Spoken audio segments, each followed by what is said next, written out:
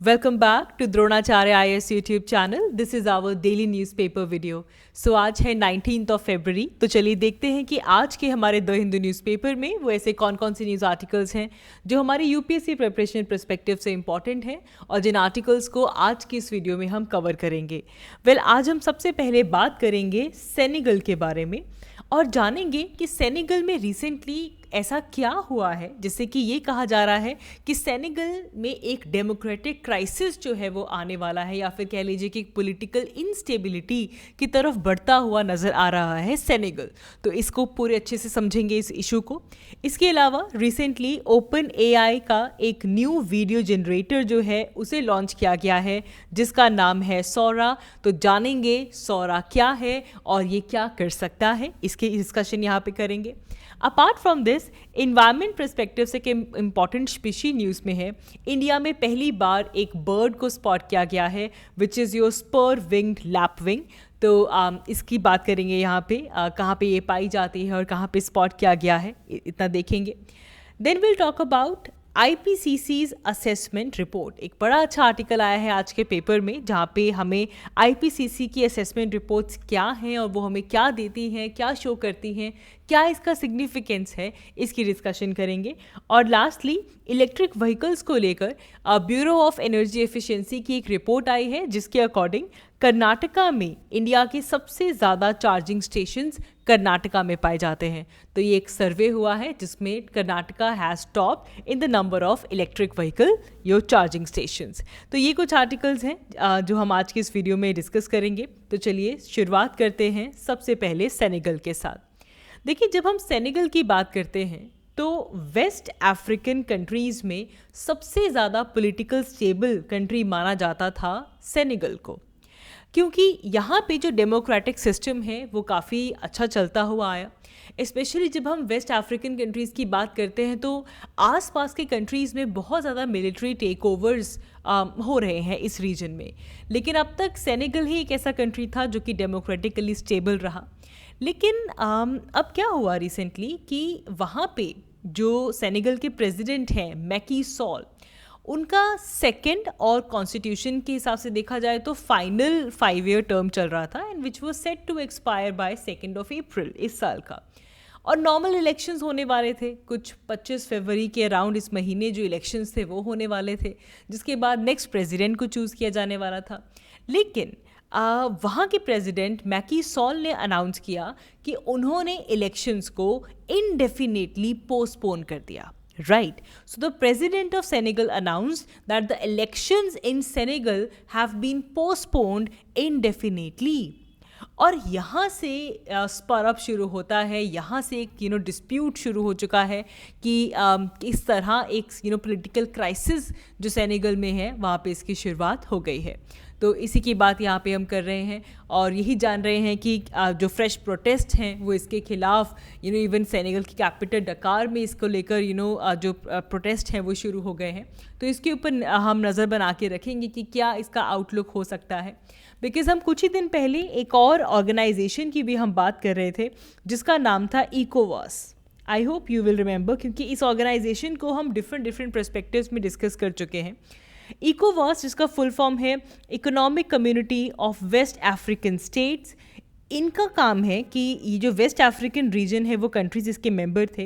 लेकिन मैंने रिसेंटली देखा था कि 3 अफ्रीकन कंट्रीज़ को बाहर निकाला गया इकोवास के मेंबर से बिकॉज़ वहाँ पे मिलिट्री कूच जो था वो चल रहा था जिसमें बुर्किना फासो, माली और नाइजर ऐसे कंट्रीज़ थे. एंड उन कंट्रीज़ को रिमूव करने में बुर्किना फासो, माली और नाइजर को, क्योंकि वो मिलिट्री रूल में हैं, उनको इकोवास से बाहर निकाला गया. इन सब सिचुएशंस में सेनेगल ने बहुत ज़्यादा क्वेश्चंस रेज किए थे कि वहाँ पे मिस रूल चल रहा है और वो इकोवास की स्पिरिट से बाहर जा रहे हैं. इवन गिनिया के अंदर भी अगर कुछ कंट्रोवर्सी शुरू होती थी तो सेनेगल ने उसको लेकर काफ़ी ज़्यादा ओपनली वॉइस रेज की थी. और अब सेनेगल के अंदर ऐसी कंडीशंस क्रिएट होना अपने आप में एक इम्पॉर्टेंट है. अब देखिए न्यूज़ में है सेनेगल, तो इसलिए ये जानना बहुत ज़रूरी है कि सेनेगल को कौन कौन से कंट्रीज बॉर्डर करते हैं। अक्सर यूपीएससी में ऐसे लोकेशन बेस्ड क्वेश्चंस जो है वो आ जाते हैं। Now it is a important place, important country in news, तो हमें पता होना चाहिए Senegal is bordered by which countries. तो सबसे पहले सेनेगल के नॉर्थ में जो कंट्री है उसका नाम है मॉरिटानिया। बिल्कुल नॉर्थ में आता है मॉरिटानिया।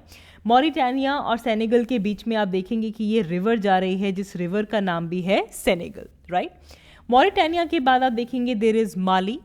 माली के बाद आता है Guinea, then there is Guinea Bissau and can you see this country, बहुत ही डिस्टिंग्विश शेप है इस कंट्री की, बिल्कुल तीनों तरफ से सेनेगल से घिरा हुआ। The name of the country is Gambia, ठीक है। तो Mauritania, Mali, Guinea, Guinea Bissau and Gambia, these are the 5 countries जो कि सेनेगल के साथ अपना बॉर्डर शेयर करते हैं। It is very important. आप बेशक इसको कमेंट सेक्शन में भी लिखिएगा, बिकॉज यहाँ से इस तरह आप भूलेंगे नहीं, राइट। सो यहाँ से हमें सेनेगल के बारे में पता चल गया। आगे बढ़ते हैं, बात करते हैं सौरा के बारे में, ठीक है। काफ़ी इंपॉर्टेंट है हमारे प्रीलिम्स पर्सपेक्टिव से, तो काफ़ी ज़्यादा इंपॉर्टेंट है। ओपन एआई ने ओपन एआई हम इसके बारे में पहले भी डिस्कस कर चुके हैं, because open AI is the creator of chat GPT, है ना। हम बहुत कॉमनली चैट जीपीटी की बात करते हैं, तो उसका क्रिएटर भी कौन है? ओपन एआई, ठीक है। और अब ओपन एआई ने अपना एक न्यू जनरेटिव आर्टिफिशियल इंटेलिजेंस का मॉडल रिलीज़ किया है। और ये क्या कर सकता है कि आप इसको टेक्स्ट भेजो और ये उस टेक्स्ट की क्या बना सकता है? वीडियो बना सकता है, ठीक है जी। तो ये generative artificial intelligence basically artificial intelligence का टाइप होता है, जिसमें जो मशीन लर्निंग को यूज़ करके एक नया कंटेंट बनाया जाता है ऑन द यूज़र प्रॉम्प्ट। तो ये जो प्रॉम्प्ट आपने दिया है, इसे यूज़ करके, इस टेक्स्ट को यूज़ करके वीडियो जनरेट करना, ये जनरेटिव एआई का पार्ट है। तो यहाँ पे जो मॉडल्स होते हैं वो पैटर्न्स लर्न करते हैं, स्ट्रक्चर लर्न करते हैं डाटा से, और इन्फॉर्मेशन को यूज़ करके ये नया डाटा क्रिएट करते हैं, ठीक है जी। अब ये जो नया मॉडल आया है जो कि वीडियो बना सकता है, इस मॉडल का नाम है सौरा, ठीक है। एंड ये up to 1 minute long video बना सकता है। एंड इसकी जो विजुअल क्वालिटी है वो काफ़ी अच्छी है, और ये जो भी यूज़र ने प्रॉम्प्ट दिया है, इसे जो भी इनपुट दिया गया है, इन्फॉर्मेशन दी गई है, उसके बेसिस पे ये वीडियो बना सकता है, ठीक है जी। तो ये काफ़ी इम्पॉर्टेंट है हमारे लिए। चैट जीपीटी तो हम देख ही चुके हैं कि पिछले 1-2 साल से इम्पॉर्टेंट रहा, और अब ये जो सौरा है वो भी उतना ही इम्पॉर्टेंट हो चुका है। अच्छा, एक और चीज़ याद रखेंगे कि सौरा ये एआई मॉडल जो है ये ओपन एआई ने बनाया है। इससे पहले जो पास रिसर्च थी वो पहले डैल ई के ऊपर हुई थी, इसको डैली भी बोल देते हैं, डैली एंड जीपीटी मॉडल्स, ठीक है, जिसके बेसिस पे ये बनाया जा रहा है। अब डैली क्या है, याद रखिएगा, क्वेश्चन आ सकता है। DALLE is basically text to image model. ये 2021 में रिलीज किया गया था, जिसमें टेक्स्ट के बेसिस पे इमेज बनाई जा सकती है, ठीक है। तो टेक्स्ट दिया जाएगा तो उससे इमेज बनाएगा कौन? डैली, ठीक है। तो याद रखेंगे, सौरा से टेक्स्ट से वीडियो बनाई जा सकती है, और जो डैली है, डैली से टेक्स्ट से इमेज बनाया जा सकता है। और जब हम वैसे भी जीपीटी बोल देते हैं, जीपीटी का तो मतलब ही होता है कि जनरेटिव प्री ट्रेन ट्रांसफॉर्मर, ठीक है।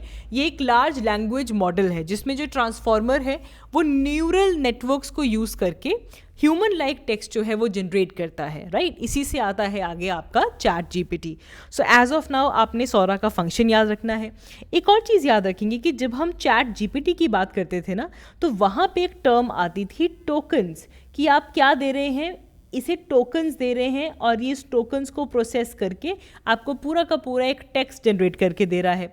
वहीं जब हम सौरा की बात करते हैं तो सौरा के लिए टर्म यूज़ की जाती है पैचेस, कि जो सौरा है ये पैचेस को यूनिफाई करके एक वीडियो के अंदर जो है वो कंप्रेस करता है। तो ये जो एक टर्म है ये भी हमारे पीटी पर्सपेक्टिव से इंपॉर्टेंट है, पैचेस और टोकन। चैट जीपीटी के केस में हम बोलते हैं टोकन, और सिमिलरली सौरा के केस में बोला जाता है पैचेस, ठीक है। मूविंग अहेड, आज आईपीसीसी की असेसमेंट रिपोर्ट को लेकर हमारे पास एक अच्छा आर्टिकल आया है। देखिए, 1988 से यूनाइटेड नेशंस के थ्रू हमारा जो हम स्पेशली अगर हम United Nations framework convention on climate change की बात करते हैं तो इसके लिए IPCC की जो है वो अपनी रिपोर्ट रिलीज़ करता है। IPCC का फुल फॉर्म है intergovernmental panel on climate change, ठीक है। और अभी तक ये टोटल 6 असेसमेंट रिपोर्ट्स जो हैं वो रिलीज़ कर चुके हैं, ठीक है। इसमें कुछ स्पेशल रिपोर्ट्स हैं, कुछ मेथोडोलॉजी हैं, लेकिन 6 असेसमेंट रिपोर्ट्स अभी तक IPCC रिलीज़ कर चुका है। अब क्या होता है इन रिपोर्ट्स में? इन रिपोर्ट्स में बेसिकली ऐसी गाइडलाइन दी जाती है जिसमें एस्टिमेट किया जाता है कि ग्रीन हाउस गैस का एमिशन कितना है और कितना रिमूवल हुआ है, कैसे रिमूवल किया जाए, तो उसको लेकर कुछ गाइडलाइंस हमारे पास आती हैं। लास्ट हमारे पास 2021 और 22 में असेसमेंट रिपोर्ट 6 आती है, ठीक है, जिसमें United Nations framework convention on climate change के 195 कंट्रीज़ के जो साइंटिस्ट हैं, जो मेंबर साइंटिस्ट हैं, वो मिलकर इस रिपोर्ट को पब्लिश करते हैं, जिसमें साइंस को एग्जामिन किया जाता है, क्लाइमेट चेंज की कॉन्सिक्वेंसेस को देखा जाता है, कैसे अडेप्टेशन की जाए, कहाँ कहाँ वनरेबल एरियाज़ हैं, कौन कौन से वनरेबल सेक्टर्स हैं, कैसे क्लाइमेट चेंज को लेकर हम मिटिगेशन कर सकते हैं, इन सब चीज़ों के ऊपर यहाँ पे डिस्कशन की जाती है। ओवर द ईयर एक बात तो हमें अब क्लियर हो चुकी है कि जो हमारा क्लाइमेट है, जो हमारा प्लैनेट है रादर, वो वार्म अप हो रहा है, ठीक है। एंड इसकी वार्मिंग के लिए human beings are the major people जो कि इसको लेकर रिस्पॉन्सिबल हैं, ओके। और यही चीज़ 6th असेसमेंट रिपोर्ट में भी आया। 6th असेसमेंट रिपोर्ट में तो ये कहा कि देखो आपने पेरिस एग्रीमेंट किया और उस पेरिस एग्रीमेंट में सब कंट्रीज़ मिलकर बोलते हैं ठीक है जी, हमें ग्रीन हाउस गैसेस की एमिशन को रोकना है ताकि वर्ल्ड का जो टेम्परेचर राइज हो रहा है, जो टेम्परेचर इंक्रीज़ हो रहा है, उसे हम लिमिट कर सकें। कितना लिमिट कर सकें? हम इसे 1.5 डिग्री सेल्सियस लिमिट करना चाहते हैं from the pre industrial era. Pre industrial era से हम इसे 1.5 डिग्री सेल्सियस तक लिमिट करना चाहते हैं। अब 6th असेसमेंट रिपोर्ट में ये बताया गया कि वो जो टाइम है ना जिसमें आपको लिमिट करना चाहते हैं, वो टाइम निकल रहा है, it is running out and we are very close to breach the adaptation limits. And therefore इस रिपोर्ट में बहुत सारी ऐसी स्ट्रैटेजीज़ बताई गई जिससे कि हम वार्मिंग को स्लो डाउन कर सकें, हम अपनी अडेप्टेबिलिटी बढ़ा पाएँ, हम रेजिलियंस बिल्ड कर पाएँ, सिर्फ नेचुरल सिस्टम में ही नहीं, जो ह्यूमन मेड सिस्टम्स हैं वहाँ पे भी, और जो भी कम्युनिटीज़ हैं सब में अडेप्टेबिलिटी, रेजिलियंस जो है वो डेवलप करने का टाइम आ गया है। बिकॉज येस, जो लिमिट है वो हम बहुत जल्द ब्रीच करने वाले हैं, ठीक है जी। नाउ ये तो हमारी 6th रिपोर्ट थी। अब क्या है, IPCC ने अपनी 7th साइकिल जो है वो शुरू कर दी है और उसको लेकर डिस्कशन के लिए ये आज का आर्टिकल आया है। तो पहली बात तो ये याद रखो कि IPCC की जो 7th रिपोर्ट है ये भी इसको इनिशिएट किया गया है। इसे लेकर पहली बार जो मीटिंग थी वो टर्की में होती है, जहाँ पे डिस्कस किया जाता है क्योंकि क्या बजटिंग इश्यूज़ होंगे और जो प्रोस्पेक्ट्स होते हैं उन सबको डिस्कस किया गया और 7th रिपोर्ट का जो काम है वो शुरू होने वाला है। अब यहाँ पे एक चीज़ आ रही है कि जो कंट्रीज़ हैं वो बोल रहे हैं कि जो 7th रिपोर्ट है ना, ये GST के साथ आए। ये इंटरेस्टिंग हो गया। क्या है GST? हमने कुछ महीने पहले जब COP28 चल रहा था तब इस GST की बात की थी। हम जानते हैं कि GST क्या है। GST is global stock take. GST is global stock take. इसे पहली बार UNFCCC की जो COP28 हुई थी इसमें रिलीज़ किया गया 2023 में और कहा गया कि हर 5 साल में हम GST रिलीज़ करेंगे। अब GST है क्या? GST कंट्रीज़ की प्रोग्रेस को मेजर करेगा कि ओके, हर कंट्री कह रहा है कि पेरिस एग्रीमेंट के थ्रू उन्होंने गोल सेट किए हैं, क्लाइमेट चेंज से फाइट करना है, ग्रीन हाउस गैसेस के एमिशंस को रोकना है। तो हर कंट्री की प्रोग्रेस को मेजर करने के लिए एक ग्लोबल स्टॉक टेक जो है इसकी असेसमेंट की जाएगी और हर 5 साल के बाद GST को रिलीज़ किया जाएगा, जिसमें देखा जाएगा कि कहाँ पे प्रोग्रेस हुई है, कहाँ पे गैप्स हैं और कहाँ पे इन गैप्स को प्लग करने की ज़रूरत है। ये बात हो गई। और अब क्या हो रहा है, कहा जा रहा है कि जो आईपीसीसी की 7th असेसमेंट रिपोर्ट आएगी उसको अवेलेबल किया जाए, उसको पहले कंक्लूड किया जाए बिफोर जीएसटी, ताकि एक अच्छे से हमें पिक्चर नज़र आए कि कितनी प्रोग्रेस हो गई है और अगर कहीं पे गैप्स हैं कैसे हम अपनी अडेप्टेबिलिटी बढ़ाएं, रेजिलियंस बढ़ाएं, मैनेजमेंट बढ़ाएं। तो ये जो दोनों रिपोर्ट्स हैं ये इकट्ठी आनी चाहिए। तो ये यहाँ पे डिस्कशन हो रही है जिसको लेकर ये पूरा का पूरा आर्टिकल आज के पेपर में आया है। आगे बढ़ते हैं, बात करते हैं एक स्पीशीज़ के बारे में। सो बर्ड वॉचर्स के लिए एक गुड न्यूज़ है कि इंडिया में पहली बार स्पर विंग्ड लैपलिंग जो है उसे देखा गया। इसका जो साइंटिफिक नेम है दैट इज़ वेलेनियस स्पाइनोसस, एंड इसे पहली बार हैदराबाद के जो बर्ड रेसिंग एरियाज़ जो वहाँ पे थे वहाँ पे इसको स्पॉट किया गया। सो जो हैदराबाद बर्ड रेस, इसे डेक्कन बर्डर्स जो है वो मिलकर ऑर्गेनाइज करते हैं। वहाँ पे ये एक बड़ी अच्छी चर्चा का विषय बना कि इंडिया में पहली बार स्पर विंग जो है उसे पाया गया।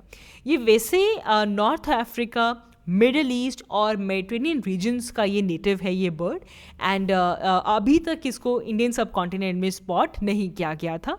तो ये एक अपने आप में खास बात है। आगे बढ़ते हैं, लास्टली बात करते हैं इलेक्ट्रिक व्हीकल्स की। देखिए इंडिया में हम चाहते हैं कि जल्दी से जल्दी हम इलेक्ट्रिक व्हीकल्स को अडॉप्ट करें। इसे लेकर इंडियन गवर्नमेंट की एक स्कीम है जिसको हम कहते हैं fame is faster adoption and manufacturing of hybrid and electric vehicles. And अब इसको लेकर हमारे पास आज हम क्यों डिस्कशन कर रहे हैं, बिकॉज हमारे पास है bureau of energy efficiency.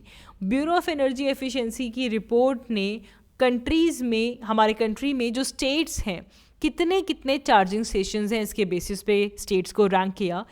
And here Karnataka has top this list, और कर्नाटका के बाद सेकेंड नंबर पे आता है Maharashtra, and then is Delhi, Kerala and Tamil Nadu.